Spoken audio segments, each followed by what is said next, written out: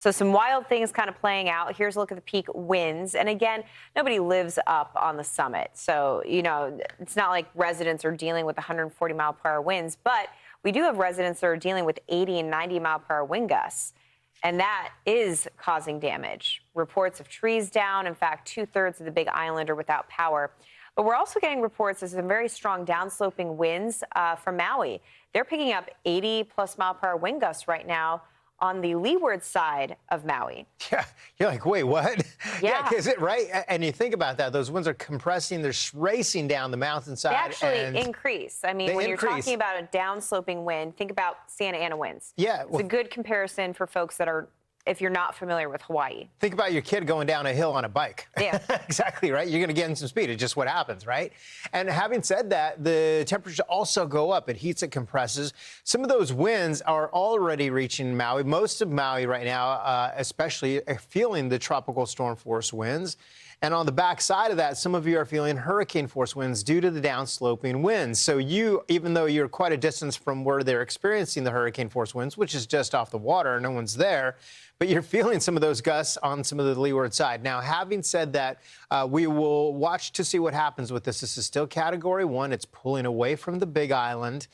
Let's see, because some of that dry air gets pulled into the storm. Look at those wind gusts. I'm telling you what, you have a wind gust, at 86 miles per hour? Is that Waimea? And then the sustained winds at 65. You got sustained winds at 65 miles per hour, tropical storm force, but they're sustained. You've got trees.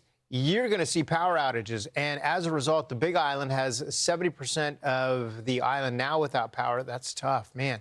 Maui now at 21%. In Maui, you're just starting to feel the impacts of some of the winds. Look at when you're looking right now at Maui. Maui is one of those interesting islands where right smack in the middle of the island, it's almost like you've got a gap between the southern half of the island and the northern half of the island.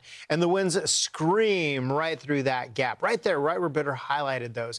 Lahaina is just to the north of those areas. Look at the 76-mile-per-hour wind gusts.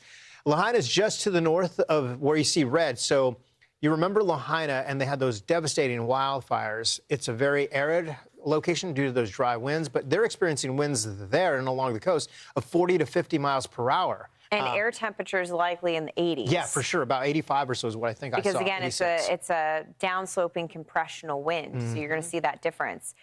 Checking in on Oahu, which is the most populated island in Hawaii. Honolulu right now, wind gusts of 47. So, starting to see an increase in the wind gusts for Oahu as well, especially on the North Shore. That's where we're really starting to see some powerful winds. And Oahu still has the brunt of what they're going to go through. The most intense winds for Oahu will be happening early Sunday morning.